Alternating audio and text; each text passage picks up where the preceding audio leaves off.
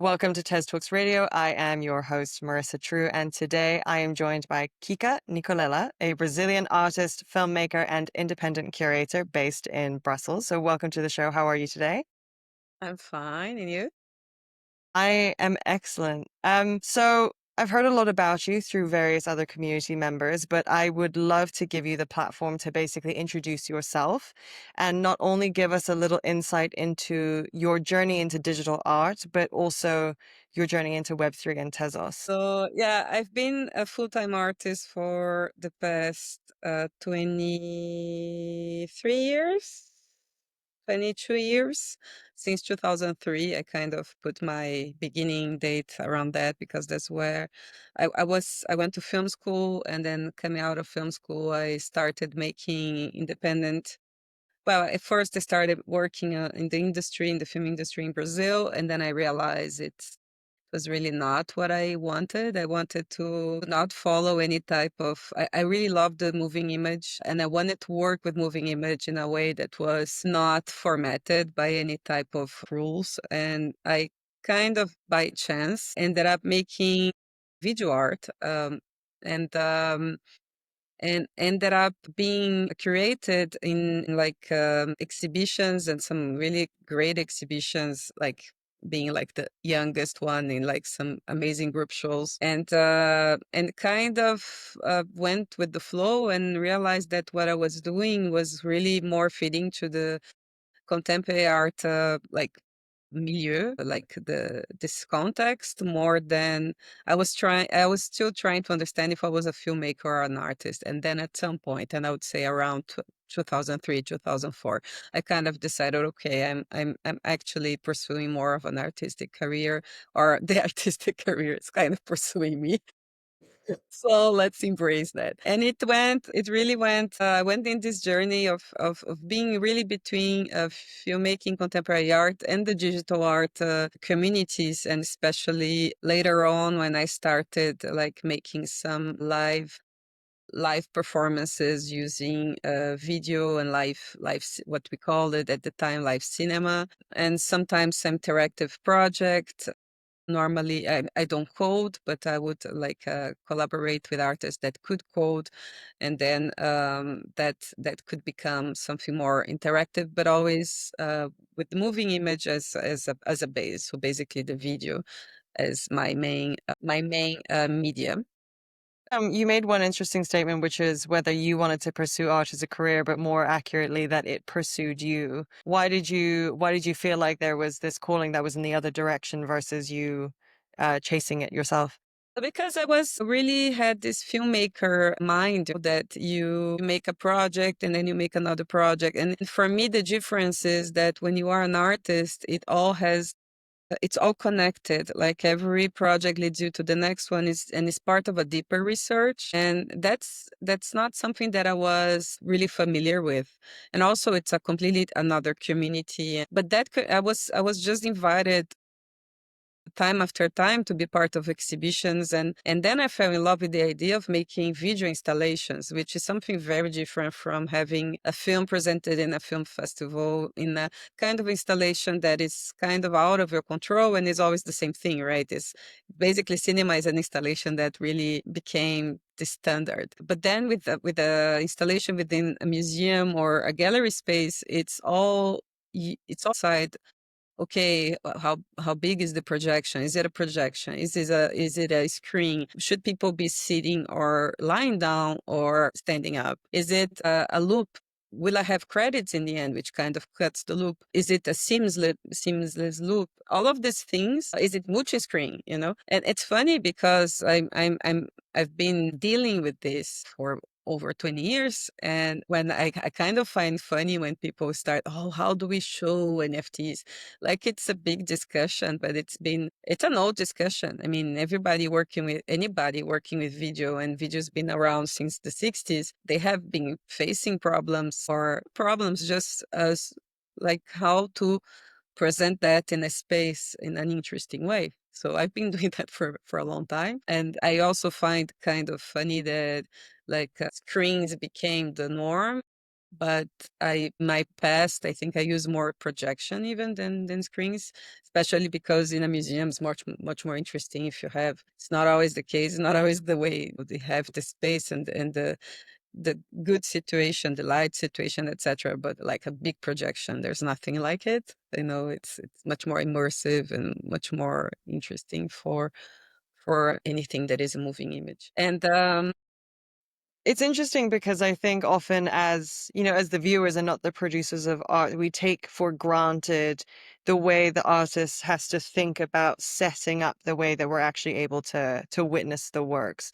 So while we might turn up to, a museum or an exhibition and see a projection versus seeing it in a cinema style format, or as you said, are we sitting down? Are we lying down? Are we standing? These are all elements that have been pre-considered that we often overlook and don't really factor in as part of the way that we consume the work. A lot of the NFT space has always been about, how do we successfully convey these digital pieces in the way that we're able to sort of embrace them best.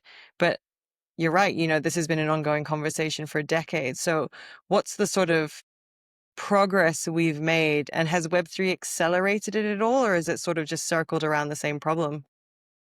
actually, I think what I feel it's new with the NFT space is this idea of having galleries that are made just to show NFTs. And so they are, again, a preconceived type of installation that is fixed. It's almost like the cinema, but for like digital art. So it's a fixed system that can rotate very easily. So you can have one exhibition a day. You can have even two exhibitions a day, and that's for me pretty new and quite weird, to be honest. I mean, when I created a show for Super Chief in September 2022 before I entered Objkt, but I was already like in the space.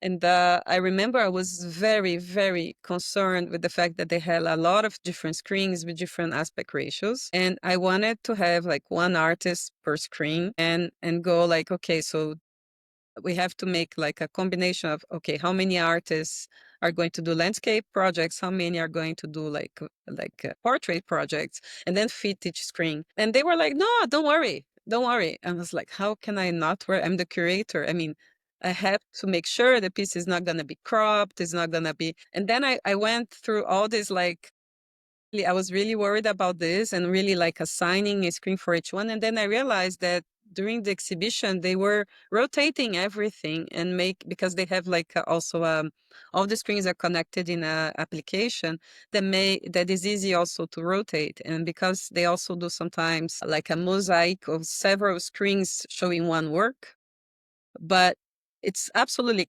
everything is cropped.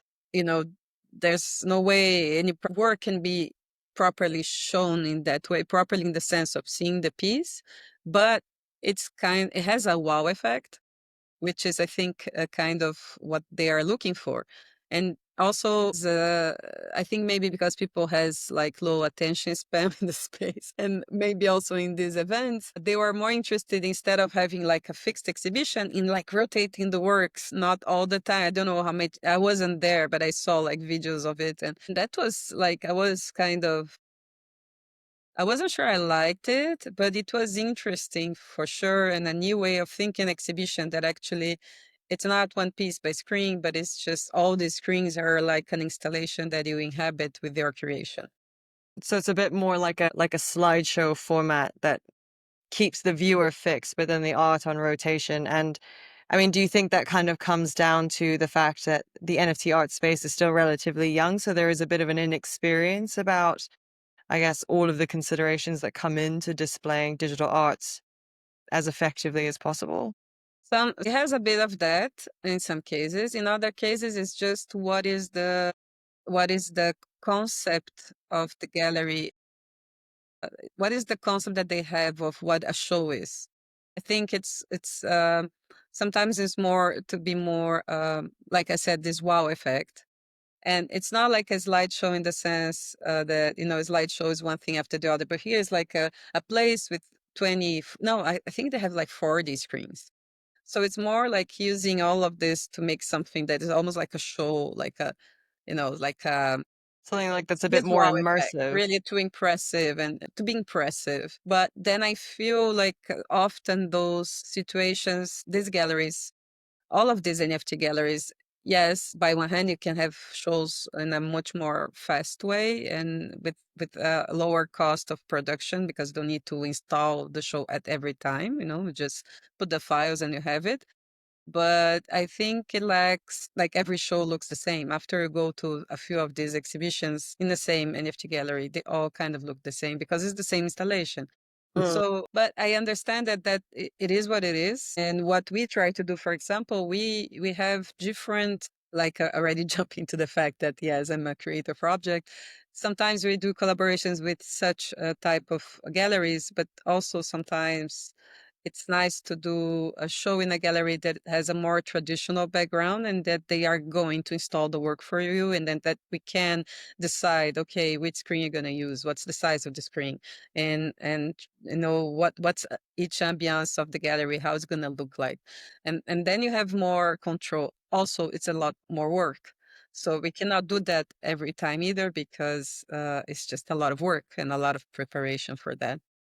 I think it's also interesting because with the rise of NFT art in particular, we did see a lot of dedicated exhibition spaces specifically for NFT art. But we also saw, I guess, more conventional, traditional art venues also wanting to display. So there was two sorts of things happening, dedicated spaces and those that were adapting to be able to exhibit them at the same time. And it sounds like there are sort of pros and cons to both existing in terms of, the wow factor versus the immersion of a new art medium of sorts being consumed in more traditional environments. Do you think there's been enough learning from both sides to kind of find a happy middle ground and make sure that, we're still doing great justice to the work that we're actually trying to portray? I think what is really truly amazing about NFTs is that they can be shown in many different situations. And those two are just two examples. There are so many other examples. So, for example, Art Crush that has been inhabiting all these screens, these publicity screens that are in many of the big cities, and specifically Art Crush it's a company that is based in Belgium. So I'm based in Belgium too, and so I see those screens everywhere I go, actually any town in Belgium, and I see NFTs, and I almost crash my car every time because oh, it's my friend, I want to take a picture. And I have also created for them, and it was great because I created only Belgium artists, and so it was fun because they could actually see the works, like and for example in the main train station is impressive because it's like I don't know how many, more than 50 screens in the main train station showing NFTs. So this is one way. And then there's sometimes like large LED panels, like huge totems, or even like on the whole facade of a building. And we have that in São Paulo, for example. And we have that, I think, for sure in Japan and other cities. So it's also a great way to show digital art in the urban like fabric. Yeah, so there's so many different ways to present NFTs, and so this is what I love about it. It's just very flexible. Also, like LED panels. New York, for example, in Japan, they were taking this, I don't know, maybe 12 meters panels and putting in one neighborhood, and they had a 1 month show with JP. So it's also a way of showing NFTs. So I think what is interesting is to not limit yourself to one idea of how you have to do it, but it can be anywhere. And I actually advocate that every hotel in the world, instead of having like fixed paintings, they should have screens and rotate the art, so they can to be much more interesting. They don't need to commit to one piece of art for a decade. You can show every week different pieces of art. We dove quite deep into basically the actual displaying of artwork, but I want to take our conversation back a few steps. And I want to start at the beginning of your journey, which is, how did you come to discover Tezos and what was your journey into where you are now? So let's say that in 2008, so just going back a bit more, I started. I mean, I think when we look at all the artists who are successful in the Web3 space, they kind of have some type of experience with the online community. So either like Giphy or DeviantArt or I'm sorry, it's the door, or Tumblr. A lot of the artists come from Tumblr. So do you want me to to start? I don't know. But Yeah, anyway, you're yeah. So all of these artists, they have some type of experience with the online community. And in 2008, I had an experience of my own with a community that kind of didn't last very long. Art Review, which is this art contemporary art magazine, they started a social network, yeah, a social app before Facebook or just before Facebook. And I started a video art group there that became very kind of popular. And in this video art group, we started creating a collaborative project that I initiated, and that it just took it evolved during many, many years. So from 2008 to 2020. And it involved hundreds of artists from all over the world. And we were doing like collaborative videos and showing literally in all types of spaces. So from very like independent spaces, underground spaces to commercial galleries and museums. So that was a huge experience for me and that's when I started to curate, because then these spaces would see this project that I had put together, and they would go like, okay, so love you to program and to create a video program for my festival, for my museum, whatever. So that's in 2008. Then I started to create as well, but it was always kind of a fun project or next to my own art practice. But I think kind of prepared me to Web3. And it took me actually a couple of years to understand that's why when it was natural for me in a way to engage with the community, although I was completely foreign to Twitter, for example. So in 2021, like everybody else, we started hearing about NFTs. And at first I thought, okay, that's a ridiculous idea, but I will look into it anyway. And I started looking. I mean, the first time it was an assistant who told me, oh, he was 18 years old and he told me about NFTs. Oh, maybe that's how collectors will start to collect art. And I was like, no way a collector will collect JPEGs. That will never happen. He was like, it's already happening. So I started looking at it, and of course, the first thing I saw was like the Ethereum scene. You know, I would Google and come. I would see. I remember seeing OpenSea for the first time. I was like, "What? What is? What the hell is this?" And then I was exposed to Foundation, Super Rare, and that I could slightly understand a bit more, but I was still like puzzled by the prices. And I was like, I know the art market, and those prices are ridiculous. You know, for artists who have no CV, no historical of exhibitions whatsoever, and they were selling sometimes for 50,000, sounded for me very fake in a way. And I was concerned also with the ecological impact of the blockchain. And at the time, two friends started talking to me about Hiketnung. One friend that actually never minted an NFT, but he was interested about the whole thing. He was the first one to tell me about it. And then and he's an artist from Belgium. And then the other one is Leston, who is a Brazilian artist who's very active on Hiketnung in the beginning. And he was talking about it. And I was like, okay. So one day I talked with him for 15 minutes on the phone. And I remember that I was completely taken by just the idea that it was what he told me. Oh, this is a community that is very generous, that help each other, that we are all artists are also collectors, and that the amount of art and great art that is being created here is just crazy. And so then I was really interested. First, so I decided to mint my own work. And the day I went to mint, I opened Hiketnunk and it was off. It was the day that it went off. So I was like, okay, I thought I had understood everything and now I don't know what's happening anymore. And so it took me still a few months again to just looking at what was happening and the whole confusion after the Hiketnunk Rafael pulled the plug, and I never met Rafael, by the way, although I'm Brazilian. And so I was okay, this is weird. But then I also saw the strength of the blockchain, seeing how right away they created mirror websites, how all the NFTs were still there. And all of this, I felt, okay, this is very strong. This is very powerful. And in January 2022, I saw the birth of Versum, and I really fell in love with the website. I thought it was beautiful. And I had seen Objkt, and at first I was a bit overwhelmed by Objkt because there was a lot of like information about, it was a lot. There was a lot of tools, a lot of things to do, and Versum was more simple, and I understood it more easily. And I wanted to start minting, and then I couldn't because Versum couldn't allow you to mint if you had a new wallet.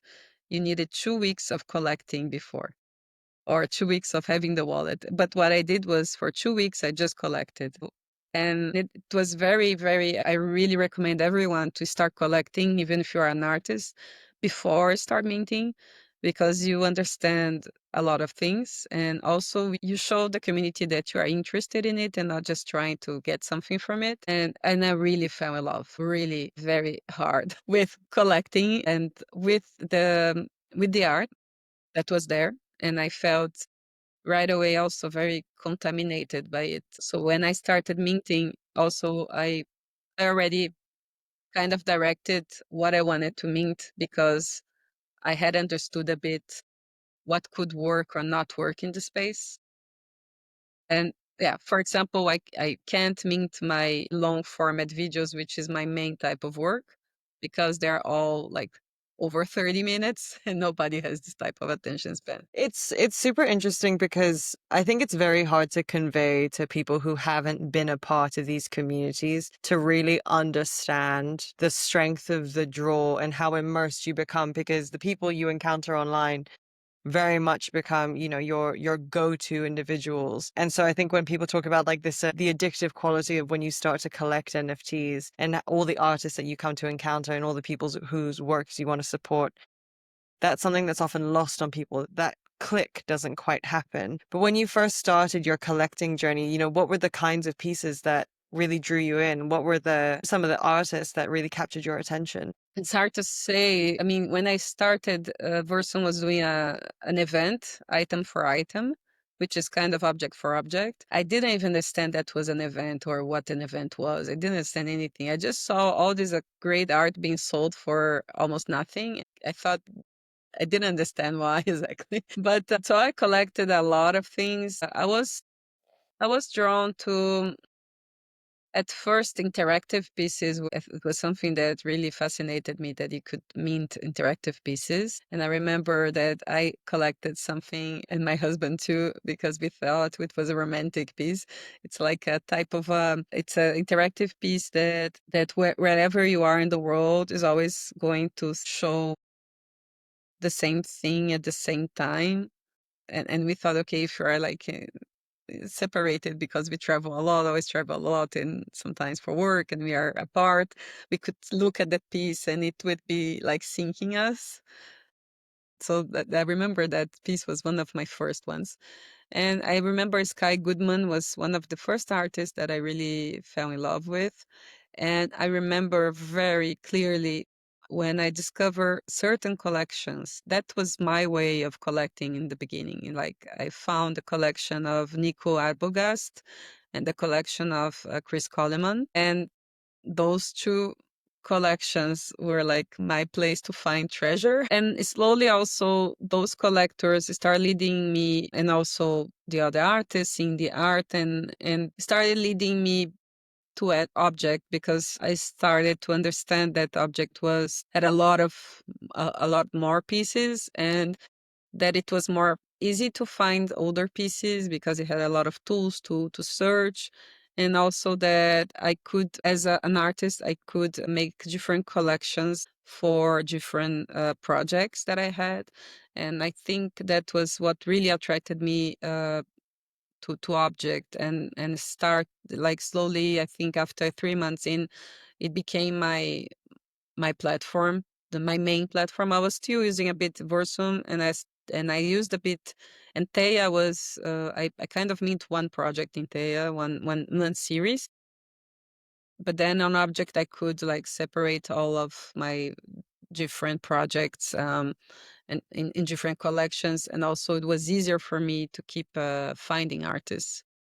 I now have almost 5,000 pieces. So, for somebody who is doesn't have a big bag of money, it just means that I collect basically every day for the past 3 years, at least one piece a day.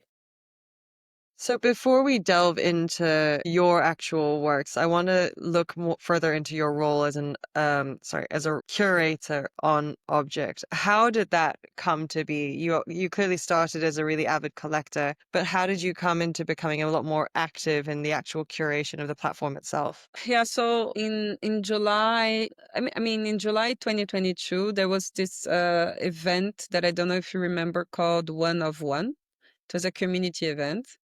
I was one of the people behind the event. And organizing that event, which really took us kind of 2 months of intense organization and etc. It was a super intense experience, and it was my first like community experience at large. And Kablin and also Wise, they are both from Objkt.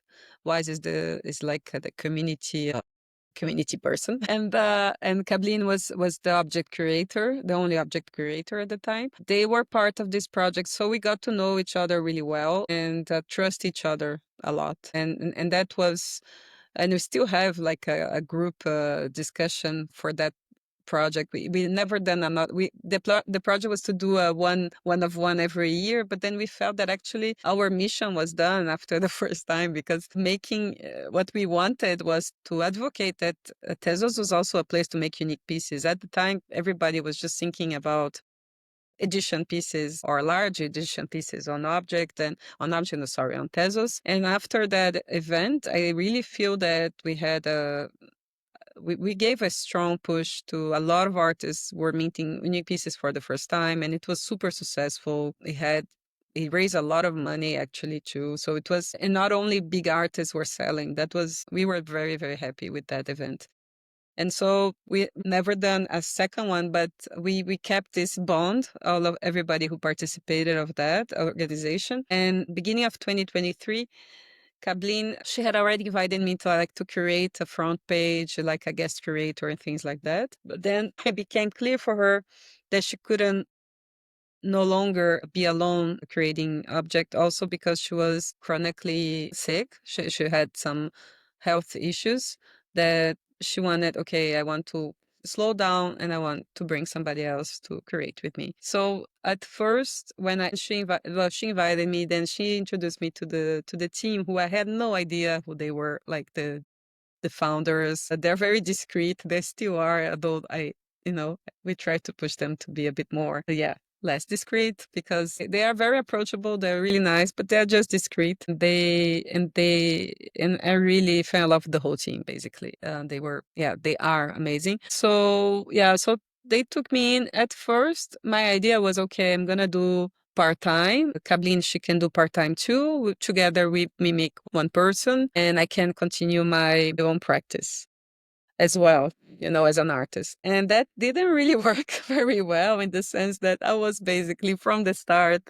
Well, first of all, I fell in love with the job, and I was working a lot, but we have a lot of freedom. And so in a way that's good, and that's also dangerous, because you end up making work for yourself a lot. I was just creating projects and making it my role bigger, but just because I was super excited, to do things. At the same time, it was the beginning of Objkt 1, and I kind of took that project under my wing, and I was like, okay, so there's Objkt, where we do the daily curation, which basically is a mini exhibition every day on the front page.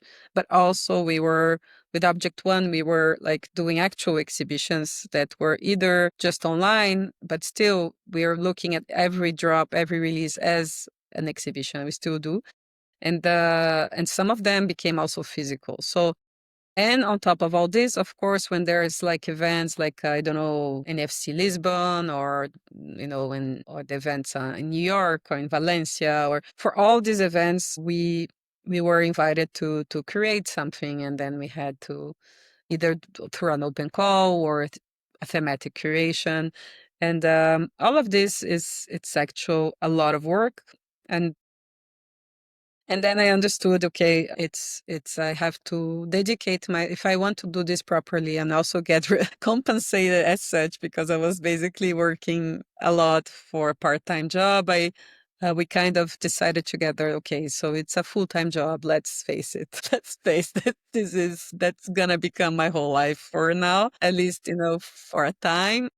And in March 2023, so it's been no 2024, a bit more than a year. I am yeah, full time, and that was good because also last year we started making also participating of art fairs, and that's a huge endeavor each time.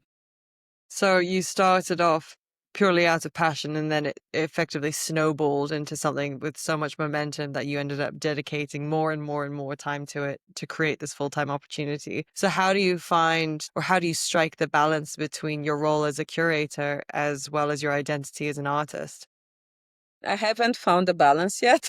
I respect the honesty. I've been trying. That's what I've been saying since the beginning. I have to find the balance. I have to find the balance. And not only that, but the balance between this and everything else. It's, as you know, the NFT space is a space that it's a global movement in my view. I look at it as a real global movement, and it translates into having meetings with people in Japan, with people in LA, and everything. So it means that we are. It's a big commitment. I mean, it's a lot of work, and a lot of the work is invisible as well. So there's a lot of we talk with builders, with galleries, with curators, with artists, with collectors from all over the world all the time. And those conversations sometimes end up on becoming exhibitions or becoming certain events or becoming a project. And sometimes doesn't happen anything, but still we are like, yeah. So all Yeah. this. So it means that I work long hours, that sometimes, I often work every day, so Sunday to Sunday. And so there's also the balance between all this and my family life. Like I have two children, two small children. So I travel a lot also for the work. So all of this is kind of tough to find the balance. And I had never had a job in my life. I was always a full-time artist. I could live and survive as an artist for all this time. And so I'm not used either to not have this space for my art. But so basically last year I really neglected a lot. This year I'm trying to say yes to a few invitations and try to do my best to make the piece on time. So for example, Annika Meyer, she invited me to participate of the second guest. And I really love Annika as a creator. I really admire her a lot. And she had this really incredible cyber feminist exhibition going on at the Heck Basel, and I really wanted to be part. So when she invited me, I said yes. And then I thought I could fit an older project, but actually she was pushing me to make a new one. And I was like, oh, I don't have the time. But I did it. I survived. I did it. And we released it on Objkt as well. And I was very happy. It was a very nice piece. So it was like a couple months ago. And now she invited me to participate of another second guest exhibition in Germany, and basically I have a week to finish the piece. And so yeah, so it's I'm So you're just no trying you're to do no my best. stranger to pressure, and like you're no stranger to basically embracing the pressure cooker that you know is coming and still generating something for it. And I think, trying to find the balance in your work and your life isn't unique to just this realm. I think everyone can sort of connect with that feeling. But I think what's also interesting is just that, within this space, we often see the end result without really fully appreciating just how much preparation work goes into that to begin with. That's entirely invisible to us. We just see, sort of the pieces that are displayed at the very end, and that last like 1% of the process. But it sounds like you're still incredibly active in terms of, just pushing yourself to still pursue your own work while still supporting the works of others, especially as it goes into, worldwide exhibitions. So what is the thing that you're really excited to work on next, or what's coming up on the horizon that is going to challenge you, but you're sort of fully leaning into? Well, the first thing that I think it's coming up that is quite, yeah, that is always a challenge is the digital art mile, the art fair in Basel that Tezos is a big sponsor, by the way, and it's a big partner. We Objekt is going to have two big projects there. One big project that is the paint box, which I'm not involved in the curation, but still it's something that Object is going to support a lot because it's going to have the sales on Object, but so we have also to do a lot of the connections with collectors and promote this project the best we can. But then we also are going to have a booth that we are curating, and I still haven't announced who is the artist, but I'm creating one artist that is a very big OG in the space. But she hasn't minted on Object on Tezos for some time, so it's going to be very special. And we've been working already for a couple of months in this project, and it's going to be a solo show, but also I'm preparing with Annika Meyer a group show. So it's all of this going to be in Basel in June, but we are really like getting ready for that. And yeah, I think that's the biggest thing that we're getting ready to. But there's many other events, NFC Lisbon, that we are also getting ready, and other events that are more for the second part of the year that we are still, and we are preparing an exhibition in Japan. We're preparing an exhibition in Berlin, in collaboration with certain galleries that is more the case what I was talking about before, like galleries that understand digital media really well and they have a nice space, but that every exhibition we prepare together, and then they make something special and specific to that exhibition. It's not like a fixed space. So one of them is Matt Gallery in Berlin, and the other one is New York in Japan, in Tokyo. And we've collaborated with them in the past, and they're really great curators. So we're gonna have all this coming up later in the year, but we've been preparing for already for a long time. And just weekly, since the beginning of the year, we've been having releases on Object One, and that has been very exciting and also a bit overwhelming. But it's again my fault. I was already since last year talking with a lot of artists to make their show on Object One, and then suddenly I realized, okay, we're gonna have one show a week, and let's try that, because before we were in a slower pace. And so we've been since beginning of the year, we've done I don't know, so many, I know, Yuri and RG and Ana Malina and I don't know, yeah, Dimonigo and Michael Micasso last week, and this week we are gonna have Little Cakes. And next week we're gonna have a big group show with a lot of artists created by Retromani and Limbo, and it's about all artists are engaging with game art in a way. So they're taking one decade of game art and engaging with that. So it's super exciting. I'm very excited for this drop, which is next week. But all of those shows, they are online, but still they take a lot of our energy, and we try to make interviews with the artists or curatorial statements. But it's every week. I mean, it sounds like, because Objekt was always one of the sort of OG platforms that existed on Tezos. It was one of the first places that art discovery was the most intensive. But it feels like, we've had the ups and downs in the markets, and then now we've hit 2025, and it seems to feel like the momentum is just picking up and picking up and picking up. And while you're saying, there's a lot of work to be done and a lot of events are coming up on the horizon, it very much feels like Objekt is kind of having another big moment in the sun in terms of capturing all of this energy, capturing all of this momentum, and making the most of it, as a means of supporting all of the artists that have minted on its platform. Would you agree? Yeah, I agree. I think there's Objekt it's a great structure both for artists and for collectors and for creators. I mean, that's the idea, to create this infrastructure that it's easy to use, and it highlights the art, and it tries to push discoverability.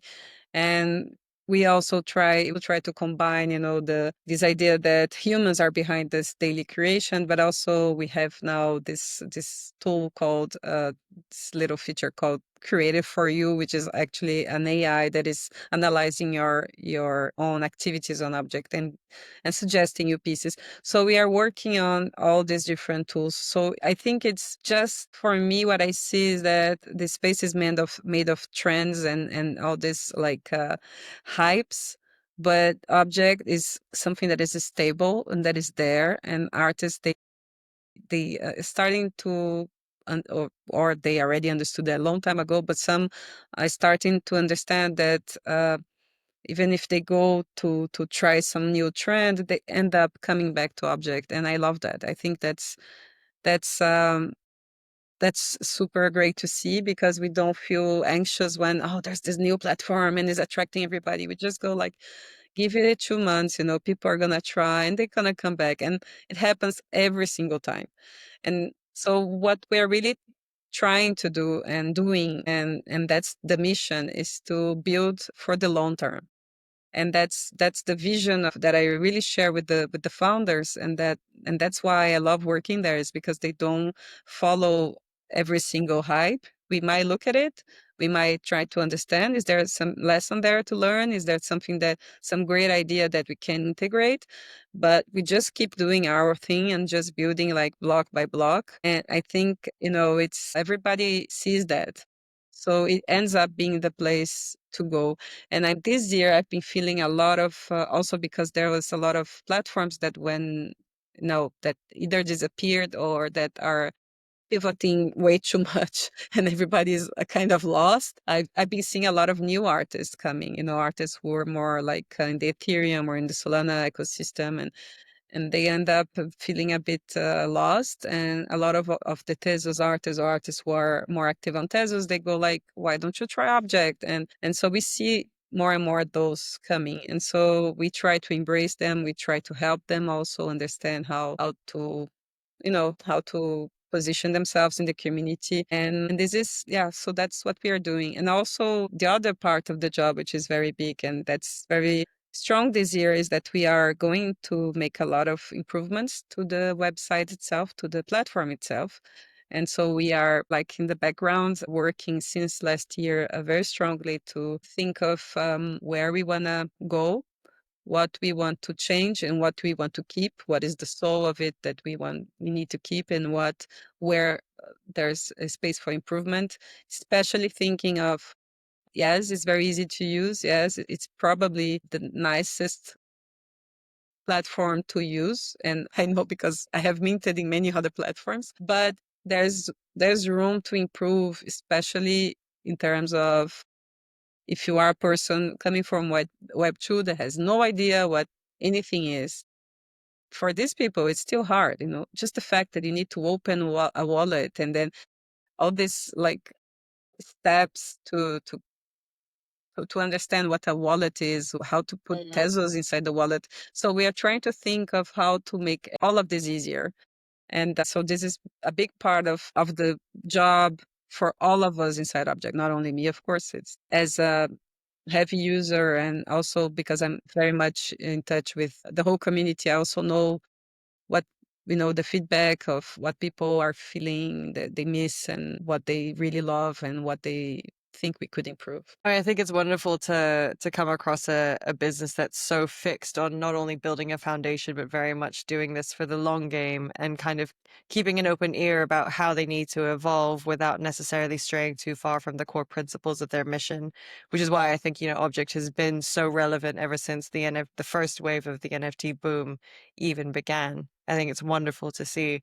And it's also amazing to, sort of see the diversity of voices that have been in the background, not only curating, but, seeking out partnerships, minting works, helping with the discovery of artists, or even the onboarding process. I think I think it creates that enriching atmosphere that allows people to be creative because you take away a lot of the headache of actually trying to get involved in the first place. Kika, this has been a fantastic conversation in terms of not only understanding, sort of the way you operate as a curator, but also just how much work is going into making sure Objkt sort of stays the test of time and continues to support artists, not only just in Tezos, but also, newcomers that are coming into the community and also, traditional art institutions who are looking to continue to stay involved with the artists that are heavily involved in this space. So, thank you so much for sharing your perspective. And I wish we had the opportunity for a longer conversation so we could have one just dedicated to your actual works, not just the ways in which you support others, but,